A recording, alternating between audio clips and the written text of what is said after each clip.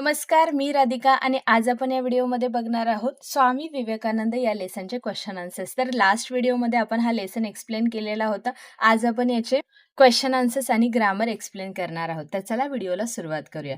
पहिला आहे एका वाक्यात उत्तरे लिहा. म्हणजे वन वर्ड किंवा वन सेंटेन्समध्ये हे आन्सर तुम्हाला कंप्लीट करायचं आहे. त्यामध्ये पहिला क्वेश्चन काय विचारलेला आहे, स्वामी विवेकानंद अमेरिकेला का रवाना झाले? म्हणजे स्वामी विवेकानंद अमेरिकेला का गेले होते? तर उत्तर येणार आहे, गुरूंच्या आज्ञेचे पालन करून ज्ञानदान करण्यासाठी स्वामी विवेकानंद अमेरिकेला रवाना झाले. त्यांचे जे गुरु होते त्यांचं नाव होतं रामकृष्ण परमहंस.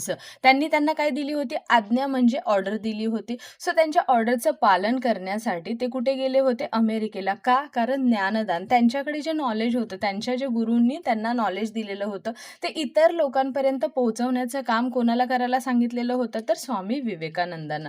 त्याच्यासाठी ते कुठे गेले होते? तर अमेरिकेला. सो असं याचा आन्सर लिहायचं आहे. त्याच्यानंतर सेकंड आहे, युवकांनी स्वामींना कशासाठी आमंत्रित केले? जे युवक, न्यू जनरेशनवाले जे तरुण होते, जी मुलं होती, त्यांनी स्वामींना कशासाठी इन्व्हिटेशन दिलं होतं? आमंत्रित करणं म्हणजेच इन्व्हिटेशन देणं. उत्तर येणार आहे, स्वामींची एकाग्रता तपासण्यासाठी परीक्षा घ्यावी या हेतूने युवकांनी त्यांना आपल्या प्रशिक्षण केंद्रावर आमंत्रित केले. आता स्वामींची काय होती? तर एकाग्रता म्हणजेच काय? तर त्यांचं कॉन्सन्ट्रेशन किती आहे हे बघण्यासाठी त्यांची एक्झाम घ्यायची होती, म्हणजे त्यांची परीक्षा घ्यायची होती. आणि हा त्यांचा काय होता? हेतू म्हणजेच काय? तर मोठो होता. म्हणून त्या युवकांनी आपल्या प्रशिक्षण केंद्र म्हणजे जो ट्रेनिंग सेंटर आहे तिथे स्वामींना काय केलं होतं? इन्व्हिटेशन दिलं होतं येण्याचं. त्याच्यानंतर थर्ड आहे, स्वामींचे भाषण सुरू झाल्यावर युवकांनी काय केले? आता स्वामी जेव्हा स्पीच द्यायला चालू करतात तेव्हा ती तरुण मुलं असतात, ती काय करतात? तर उत्तर आहे, स्वामींचे भाषण सुरू झाल्यावर युवकांनी चारही बाजूंनी बंदुकीच्या गोळ्यांचा वर्षाव सुरू केला. आणि स्वामी जेव्हा स्पीच द्यायला उभे राहिले तेव्हा त्यांच्या चारही बाजूनी म्हणजे सगळ्या बाजूंनी त्या मुलांनी त्यांच्यावरती फायरिंग करायला सुरुवात केली. म्हणजे त्यांना गोळी लागेल असं नाही, पण त्या अगदी ज्या गोळ्या होत्या, ज्या फायरिंग करताना ज्या गोळ्या जात होत्या त्या अगदी त्यांच्या जवळून जातील आणि त्यांचं जो कॉन्सन्ट्रेशन आहे ते तुटेल असं त्यांना वाटत होतं. म्हणून त्यांनी त्यांच्यावरती फायरिंग म्हणजेच गोळ्यांचा वर्षाव करायला सुरुवात केली. नंतर फोर्थ नंबर आहे, एकाग्रता कशा प्रकारे साधता येते? आता एकाग्रता म्हणजेच काय? तर कॉन्सन्ट्रेशन करणं कशा प्रकारे शिकता येतं? तर उत्तर आहे, ध्यान करून, साधना करून आणि एखादी गोष्ट मनापासून केल्याने एकाग्रता आपोआप साध्य करता येते. आता ध्यान करणं म्हणजेच काय? तर मेडिटेशन करणं, मेडिटेट करणं. धारणा किंवा साधना करणं म्हणजेच काय? तर प्रॅक्टिस, स्पिरिच्युअल डिसिप्लिन. म्हणजे त्याची खूप वेळा अशी प्रॅक्टिस वगैरे करून आणि एखादी गोष्ट मनापासून, आणि एखाद्या गोष्टीमध्ये जर आपल्याला आवड असेल ती आपण जर मनापासून जर केली तर त्या गोष्टीमध्ये आपोआप आपण काय होतो? एकाग्र होणं म्हणजेच काय? तर फोकस्ड होणं. त्याच्यानंतर आहे, रिकाम्या जागा भरा. पहिला क्वेश्चन आहे, बाळाचे नाव ठेवण्यात आले. आता त्या बाळाचं नाव काय ठेवलं होतं? तर नरेंद्रनाथ. स्वामींचं नाव काय होतं? नरेंद्रनाथ. गुरूंच्या सहवासात स्वामी विवेकानंद यांना आयुष्याची एक नवी डॅश डॅश मिळाली. दिशा म्हणजेच काय? तर डायरेक्शन. डॅश डॅश हाच मोठा धर्म ही अमूल्य शिकवण गुरूंनी स्वामींना दिली. तर कोणता सगळ्यात मोठा धर्म आहे? तर मानवता हाच सगळ्यात मोठा धर्म आहे. ही शिकवण कोणी दिली? तर त्यांच्या गुरूंनी स्वामींना दिली. त्यानंतर फोर्थ नंबर आहे, गुरूंचे आज्ञापालन करण्यासाठी स्वामी अमेरिकेला रवाना झाले. आता गुरूंची ऑर्डर फॉलो करण्यासाठी ते कुठे गेले होते? तर अमेरिकेला गेले होते. त्या युवकांनी स्वामींची माफी मागितली. जेव्हा त्या मुलांनी स्वामींना त्रास दिला होता, त्याच्यानंतर स्वामी जेव्हा मंचावरून खाली उतरून आले तेव्हा ज्या मुलांनी त्रास दिला होता त्यांनी काय केलं? तर स्वामींची माफी मागितली. त्यानंतर आहे, योग्य जोड्या जुळवा. आता पहिला आहे एकाग्रचं काय येणार आहे? मन. सेकंड आहे मानवता काय आहे? सगळ्यात मोठा धर्म आहे. ओघवती काय आहे? तर भाषा आहे. दिव्य विचार आणि प्रभावी वक्तृत्व. अशा प्रकारे तुम्हाला हे मॅच द फॉलोइंग करायचं आहे. त्यानंतर आहे, चूक की बरोबर ते लिहा. पहिला क्वेश्चन आहे, स्वामींनी गुरूंची आज्ञा मानली नाही. म्हणजे स्वामींनी गुरूंची ऑर्डर फॉलो केली नाही का? तर चूक आहे. केली होती म्हणून तर ते अमेरिकेला गेले. सेकंड आहे, बंदुकीच्या गोळ्यांचा वर्षाव पाहून स्वामी अतिशय रागावले. आता चूक येणार आहे, कारण बंदुकीच्या गोळ्यांचा वर्षाव ऐकून पण स्वामी स्पीच देतच होते, ते थोडीच कुठे थांबले होते. थर्ड आहे, युवकांनी स्वामींची माफी मागितली. तर हे काय आहे? बरोबर आहे. जेव्हा ते स्पीच देऊन खाली उतरतात तेव्हा ही जी तरुण मुलं असतात ती जाऊन काय करतात, स्वामींची माफी मागतात. त्याच्यानंतर आहे छोट्या मंचावर स्वामींनी ध्यानधारणा केली. आता ते ध्यानधारणा किंवा मेडिटेशन करायला त्या मंचावर, त्या स्टेजवर गेले होते का? तर नाही. ते कशासाठी गेले होते? तर स्पीच देण्यासाठी गेले होते. त्याच्यानंतर आहे थोडक्यात उत्तरे लिहा. गुरु रामकृष्ण परमहंस यांनी स्वामींना काय काय शिकवले? त्यांचे जे गुरु होते त्यांनी स्वामींना काय काय शिकवलं? तर उत्तर आहे गुरु रामकृष्ण परमहंस यांनी आपल्या लाडक्या शिष्याला ध्यानधारणा व एकाग्रतेचे धडे दिले. आता गुरु काय आहेत? त्यांचं नाव काय आहे? रामकृष्ण परमहंस. त्यांनी त्यांचा लाडका शिष्य म्हणजेच कोण? तर स्वामी विवेकानंद यांना काय सांगितलं? ध्यानधारणा म्हणजे मेडिटेशन करणं किंवा त्याची प्रॅक्टिस करणं, एकाग्रता करणं म्हणजे फोकस्ड करणं हे शिकवलं. मानवता हाच श्रेष्ठ धर्म ही अमूल्य शिकवण त्यांनी दिली. आता मानवता हाच सगळ्यात मोठा धर्म आहे हे कोणी शिकवलं?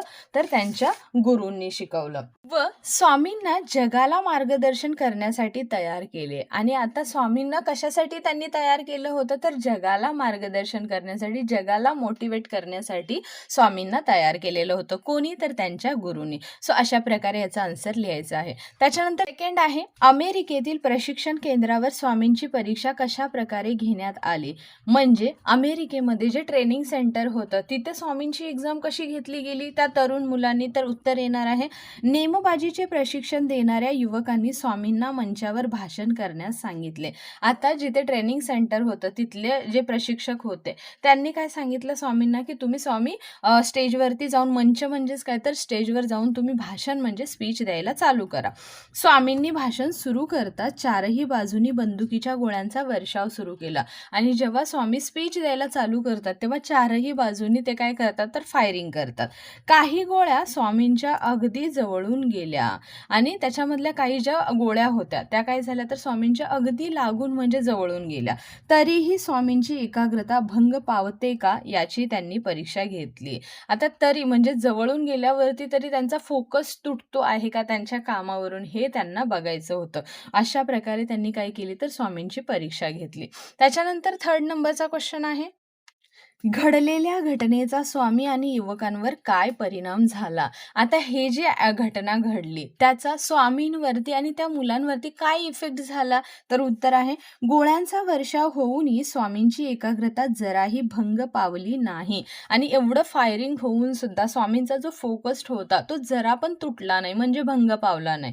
त्यांनी शांतपणे भाषण केले. इतके फायरिंग होत असताना सुद्धा त्यांनी न घाबरता पेशन्सली त्यांचं जे स्पीच होतं ते कंप्लीट केलं.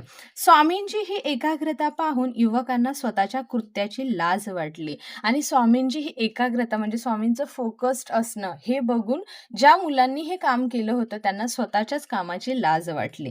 त्यांच्या माना शरमेने खाली गेल्या. म्हणजे त्यांना लाज वाटली, त्यांना शरम वाटली आणि त्यांनी त्यांच्या ज्या माना होत्या त्या खाली झुकवल्या व त्यांनी स्वामींची माफी मागितली. आणि त्यांनी काय सांगितलं? तर स्वामी आम्हाला याच्याबद्दल माफ करा. अशा प्रकारे त्यांनी काय केलं? तर त्याची माफी मागितली.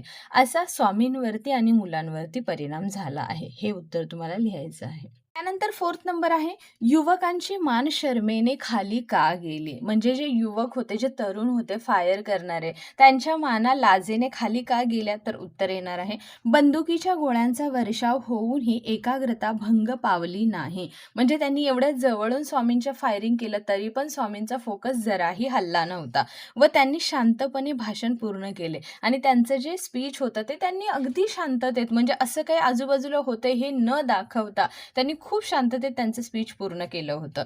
आपण असा हीन प्रकार घडवून आणला आणि हे आपण असं घाणेरडं काम केलेलं आहे याची लाज वाटून मग त्या मुलांना या गोष्टीची लाज वाटते आणि स्वतःच्या कृत्याची शरम वाटल्याने युवकांची मान खाली गेली आणि त्यांना त्यांच्याच कामाबद्दल शरम वाटायला लागले आणि त्यांची मान लाजेने खाली गेली. सो हे याचं उत्तर येणार आहे. त्याच्यानंतर आहे स्वामींच्या व्यक्तिमत्वाचे पैलू स्पष्ट करा. म्हणजे स्वामींची पर्सनॅलिटी कशी होती. होते.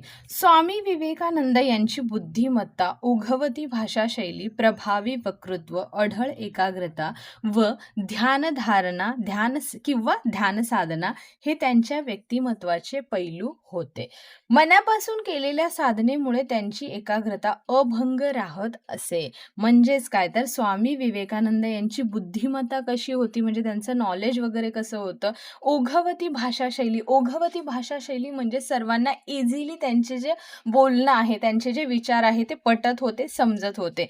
प्रभावी वक्तृत्व म्हणजेच पॉवरफुल पब्लिक स्पीकिंग आणि अढळ एकाग्रता म्हणजे त्यांचं जे फोकस्ड होतं. आणि ध्यानधारणा जे त्यांचं मेडिटेशन करण्याची पद्धत होती किंवा त्यांची प्रॅक्टिस, स्पिरिच्युअल डिसिप्लिन जे होती ते, ह्यांच्यामुळे त्यांची एकाग्रता, त्यांचा जो फोकस्ड होता तो अजिबात भंग पावत नव्हता, म्हणजेच काय, तर तुटत नव्हता. सो हे काय होते, त्यांच्या फॅक्ट ऑफ पर्सनॅलिटी म्हणजेच त्यांच्या व्यक्तिमत्वाचे हे पैलू होते. त्याच्यानंतर आहे खालील शब्दांची समानार्थी शब्द लिहा. म्हणजेच काय, आपल्याला मीनिंग सांगायचे आहे. पहिला आहे सुविद्य. आता सुविद्येचं मीनिंग काय येणार आहे, सुशिक्षित किंवा विद्वान म्हणजे एज्युकेटेड. दिशा म्हणजेच काय, तर मार्ग, बाजू किंवा डायरेक्शन. रवाना होणं म्हणजे प्रस्थान करणं किंवा निघणं. तोंडचे येणार आहे मुख किंवा वदन. दौरा म्हणजे भ्रमण करणं किंवा फेरफटका, व्हिजिट करणं. गोष्टचे येणार आहे कथा म्हणजे स्टोरी. खालील शब्दांचे विरुद्धार्थी शब्द लिहा. विरुद्धार्थी म्हणजे आपल्याला आता अपोजिट सांगायचे आहे. आता जेव्हा आपल्याला मीनिंग सांगा असं सांगतात तेव्हा हे वालं सिंबल येणार आहे, आणि जेव्हा आपल्याला विरुद्धार्थी म्हणजे अपोजिट सांगायला सांगतात तेव्हा हे सिंबल येणार आहे. तर हे जरी चुकलात तुम्ही मार्क, तरी पण तुमचे मार्क्स जाऊ शकतात. आता सुरुवातचं काय येणार आहे, शेवट किंवा अंत. नवीचं येणार आहे जुनी. सावकाशचं येणार आहे जोरात किंवा पटकन. पूर्णचं येणार आहे अपूर्ण. प्रतिकूलचं येणार आहे अनुकूल. आणि अशांतचं येणार आहे, शांतचं येणार आहे अशांत. त्याच्यानंतर शब्द शुद्ध करून लिहायचे आहेत. तर पहिला आहे पश्चिम, दुसरा आहे मार्गदर्शन, तिसरा आहे व्याख्यान. व्याख्यान हा जसाच्या तसा लिहायचा आहे कारण तो बरोबरच दिलेला आहे. आणि फोर्थ आहे प्रशिक्षण. सो अशा प्रकारे तुम्हाला याचे क्वेश्चन आन्सर्स कंप्लीट करायचे आहेत. आय होप तुम्हाला हा व्हिडिओ आवडला असेल आणि तुम्हाला मी शिकवते ते समजत असेल. जर तुम्हाला माझे व्हिडिओज आवडत असतील, समजत असतील, तर चॅनलला नक्की लाईक, शेअर आणि सबस्क्राईब करा. भेटूया अशाच एका पुढच्या व्हिडिओमध्ये दुसऱ्या लेसन सोबत. तोपर्यंत बाय बाय.